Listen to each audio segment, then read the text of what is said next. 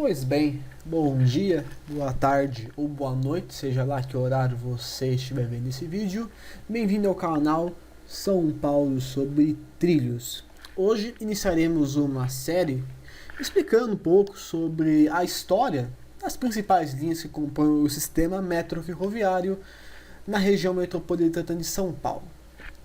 Como inicial, né? Vamos começar a falar um pouco sobre a linha 1 azul do metrô.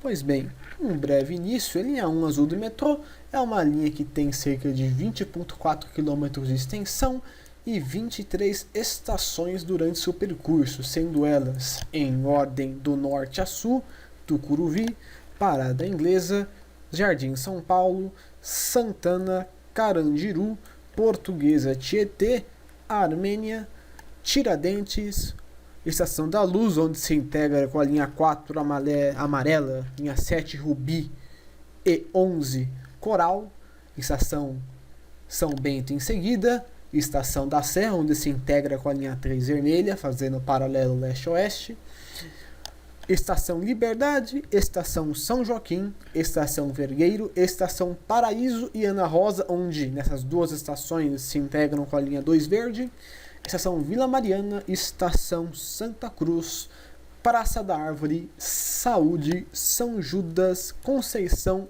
e Jabaquara.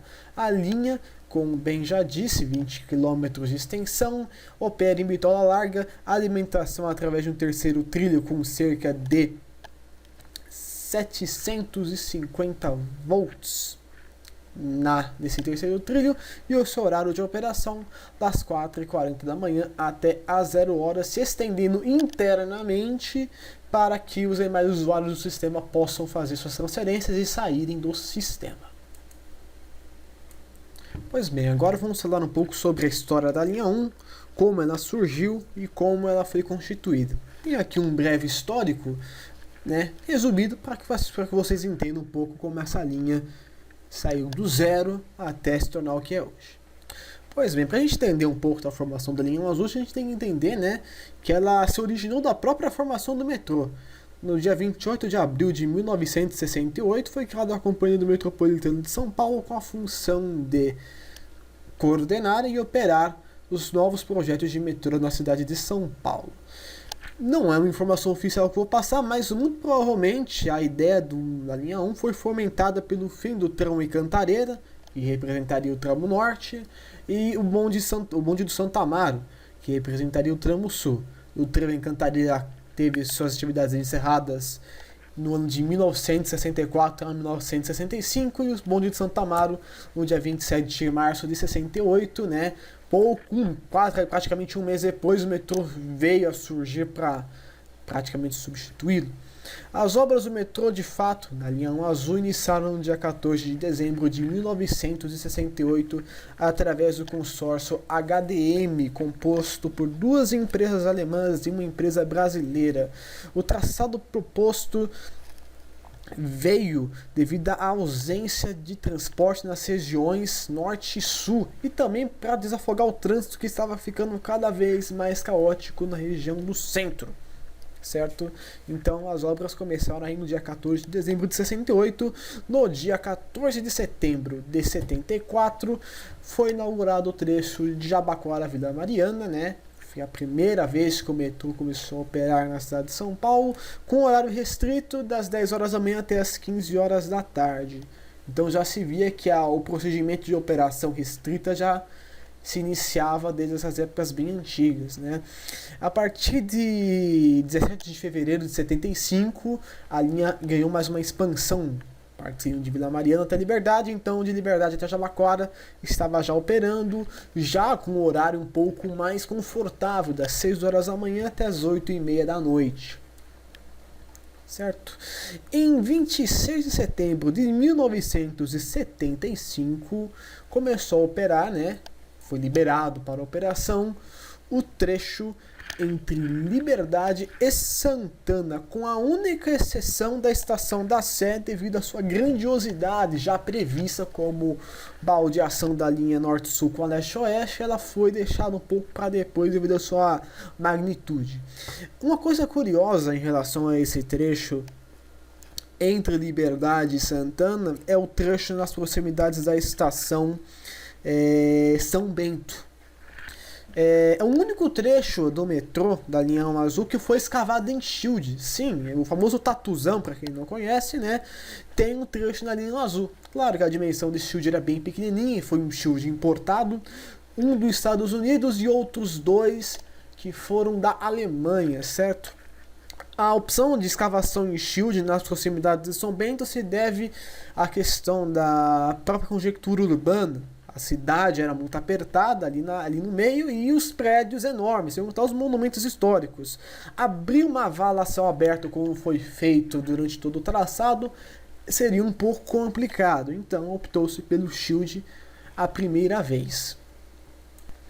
Prosseguindo no histórico, no dia 17 de fevereiro de 1978 foi finalmente inaugurada, né, a estação da Sé para o serviço da linha Norte e Sul. O que fez uma coisa curiosa sobre a estação da Sé, que é também bastante mostrado, poucos sabem, mas no lugar da estação da Sé existia um famoso edifício, o edifício Mendes Caldeira. Era um edifício comercial de alto porte, que teve que ser demolido no centro de São Paulo para que houvesse a abertura do que hoje é a estação da Sé do metrô, o que seria praticamente, a estação ferroviária, a estação metroviária mais importante que nós temos atualmente. Então, fica o destaque aqui da estação da Sé em relação ao edifício Mendes Caldeira. Procurem no YouTube demolição do edifício Mendes Caldeira que vocês vão ver bem o que foi a concepção da estação da Sé. Continuando aqui, as próximas datas que eu vou passar são datas um pouco mais simbólicas, não é uma grande coisa, mas estão aí marcadas por sua importância, né? Dia 10 de março de 79, a linha leste-oeste se integra com a estação da Sé, permitindo a baldeação. Na época estava sendo inaugurado o trecho Brá-Sé da linha leste-oeste, né, que será tema de um vídeo futuro, onde nós explicaremos mais disso, porém, fica aí a nota da integração. 25 de janeiro de 1991, a integração da estação Paraíso, né, integram a linha 1 e 2 do metrô. Em 12 de setembro de 92, aí quase 2 anos depois, né, a linha 2 se integra com a linha 1 da estação Ana Rosa, certo? E praticamente o último histórico que nós temos de expansão da linha, né? 29 de abril de 1998, a linha expandida do Santana até o Tucuruvi. Havia, né, eu dei uma pesquisada interessante, havia uma intenção de expansão da linha 1 azul até o Jaçanã, chegando até mesmo até Guarulhos. Existem mapas que comprovam esse tipo de expansão, essa ideia, né? Porém, parou apenas no Tucuruvi. Não sei se houve algum problema, mas a linha 1 azul, de fato, para o Tucuruvi, a partir de 98, a linha não sofreu nenhuma expansão em sua malha própria, né, ficando aí estagnada do Jabaquara até o Tucuruvi, né? E a última, claro, nota que a gente tem aqui é a integração com a linha 4 amarela do metrô em 15 de setembro de 2011, certo? Sendo essa a integração mais recente que nós temos da linha azul do metrô com outros ramais. Pois bem, passando agora para o tema de curiosidades e informações adicionais sobre o metrô que acabam, né, sendo um pouco mais específicas, vou falar agora sobre um pouco do ramal Moema. Ramal Moema, nos projetos originais do metrô, aquele de 1968, 1970, né, que começou praticamente o metrô, existia um projeto de um ramalzinho saindo da estação Paraíso e ligaria até Moema, né? É um projeto de uma linha, ela teria apenas 3 estações, 4 contando com Paraíso, né? Seria a estação com Paraíso, né? Tutóia, Ibirapuera e por último Moema, né? Essa linha ela chegou a ser construída, certo? Apenas 200 metros, existe um certo resquício dela na estação Paraíso do metrô, Se você subir no mezanino, na plataforma de embarque dos trens sentido Tucuruvi, você indo um pouquinho mais profundo, perto da transferência com a linha 2, você vai ver que tem uma marcação característica de uma plataforma. É um pouco difícil de você ver, mas você consegue observar sem nenhuma dificuldade. Certo? Essa linha aqui, em questão de traçada, ela sairia de São Paraíso, passando por subterrâneo pela Avenida 23 de Maio. Agora vamos a algumas características das estações, né? Claro que o metrô de São Paulo, conforme ele foi construído, ele trouxe aí várias inovações tecnológicas e com certeza bastante inovação na engenharia brasileira, né?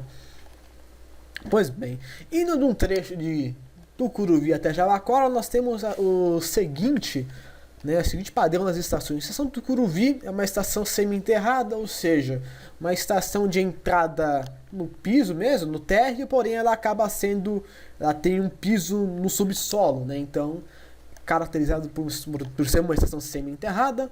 Parada Inglesa, uma estação elevada, ou seja, uma estação que não está no nível do solo, mas está acima, né? Parada Inglesa, falei elevada, Jardim São Paulo, enterrada, né?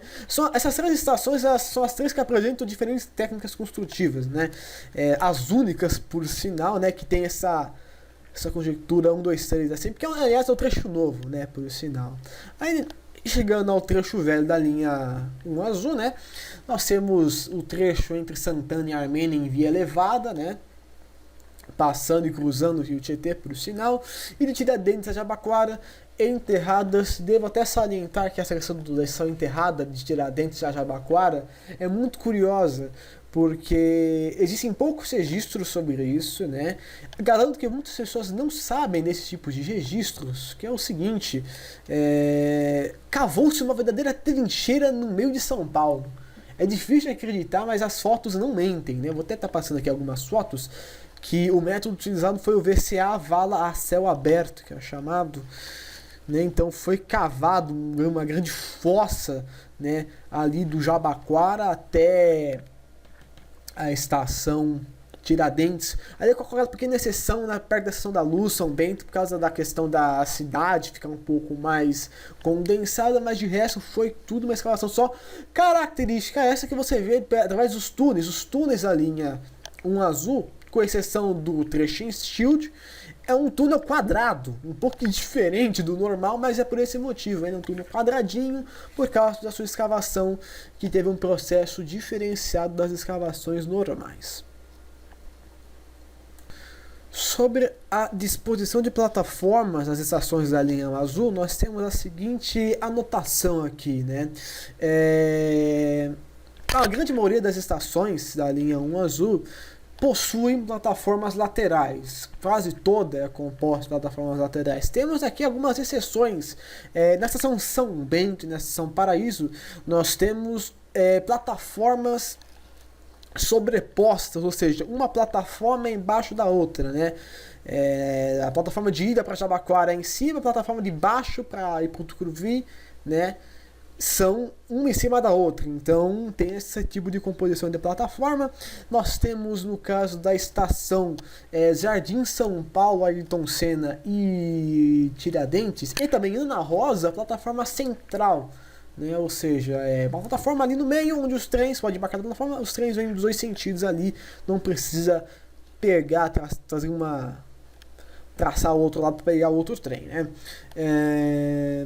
E a estação Sé e a estação Luz, que possuem tanto as plataformas laterais quanto as plataformas centrais. Na estação Sé, no caso, as plataformas laterais para embarque, a central para desembarque. Na estação da Luz, plataforma central para embarque e as laterais para desembarque. Bom, aqui nós temos então outros fatos curiosos, né?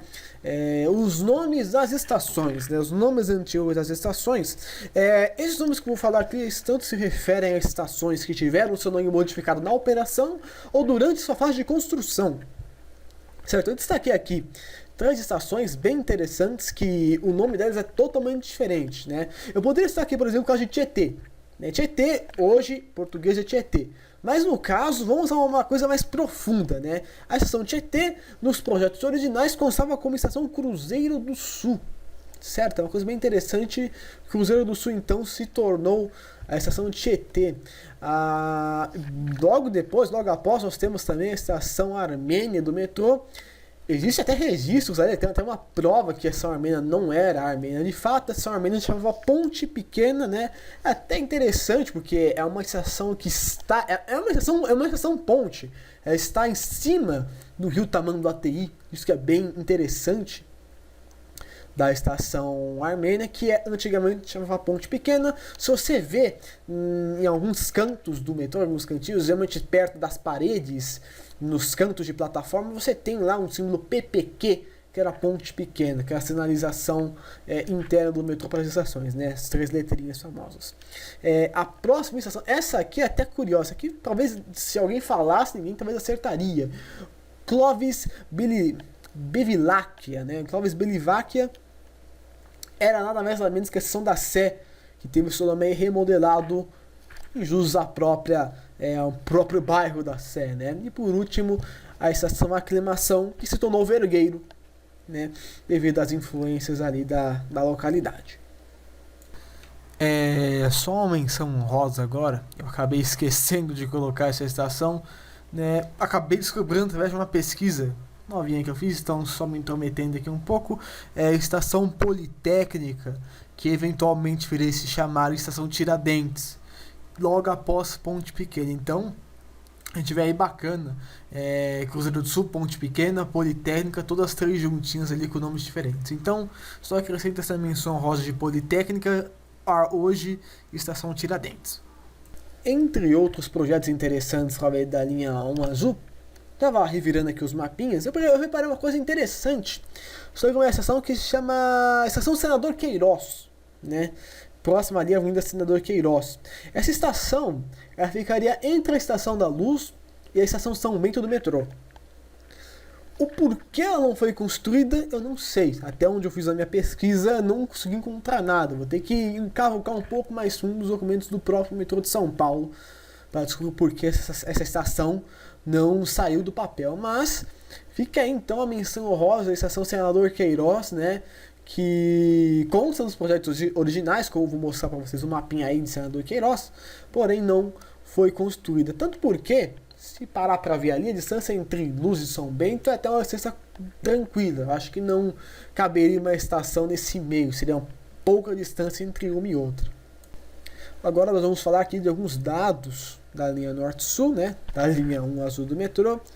Dados interessantes, esses dados eles são dados de junho de 2017, que eu peguei diretamente do site Transparência do Metrô, né? Quem não sabe, o metrô dispõe alguns arquivos para visualização do público, sobre a demanda, né? A demanda da linha, né? Ela foi uma demanda crescente, né?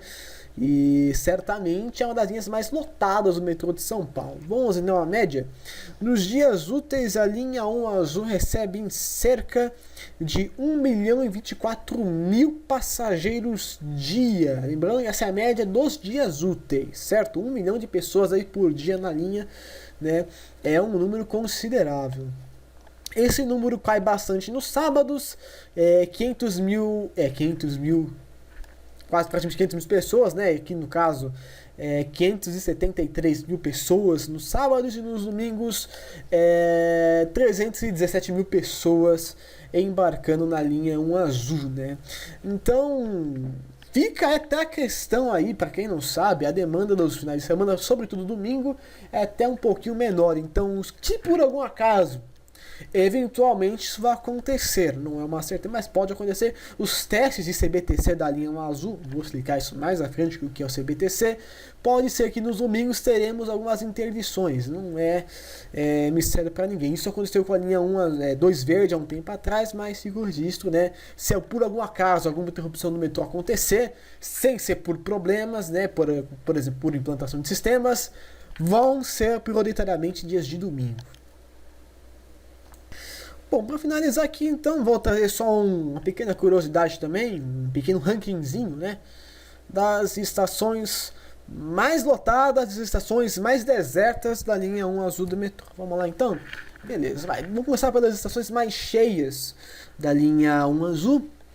Em terceiro lugar, nós temos a estação Paraíso com uma demanda de 111 mil passageiros dia. Né? Essa aqui é a média de passageiros dias da estação Paraíso, certo?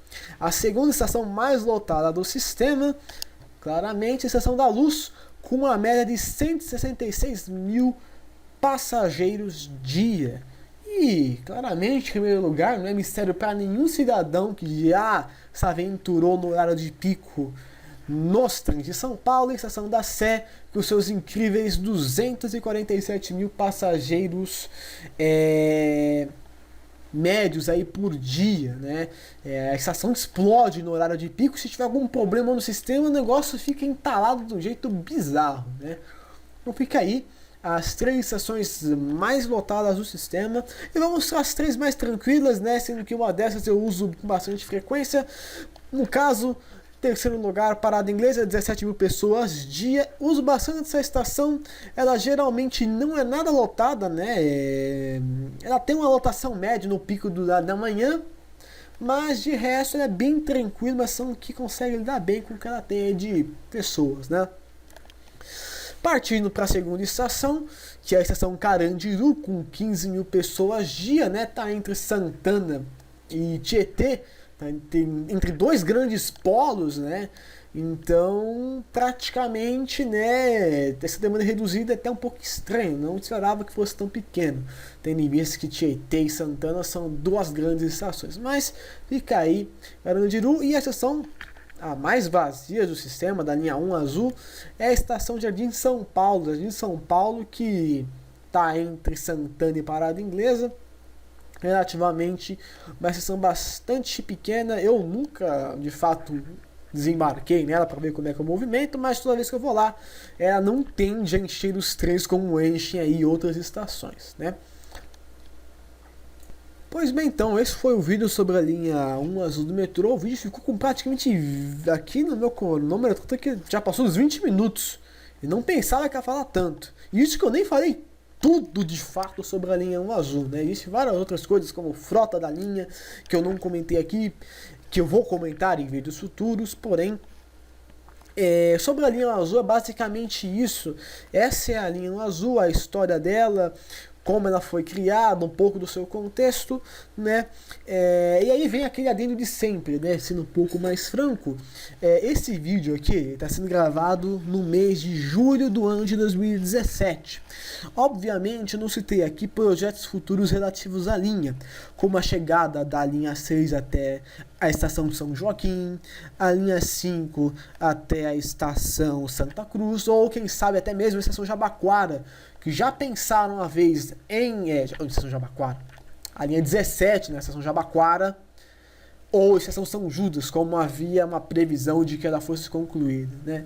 Então eu não a citei porque neste momento essas linhas não estão ainda interligadas, porém, eventualmente no futuro essas estações estarão interligadas com mais baldeações, né? Até onde nós sabemos em relação a projetos futuros da linha 1, não existe nenhum projeto de expansão, apenas projetos de integração com novas linhas, né? As principais, aqui no caso, 6, 5 e 17 ouro, são as linhas que terão uma integração praticamente confirmada com a linha 1 azul. Integrações essas que vão distribuir mais passageiros e levantar um pouco a moral das estações menos movimentadas do sistema, certo? Então basicamente é isso. Conto com vocês, né, em casos de críticas, o que vocês acharam do vídeo, tem algo a melhorar, alguma informação que eu deixei passar, comentem, deem sua opinião, que é bastante importante para o desenvolvimento de novos projetos. E, enfim, se gostaram, né, o clássico, aquela curtida, aquela compartilhada básica. E é isso. Até o nosso próximo vídeo, que será sobre a história, né, contando um pouco sobre a linha 2 verde do metrô. Até mais, falou!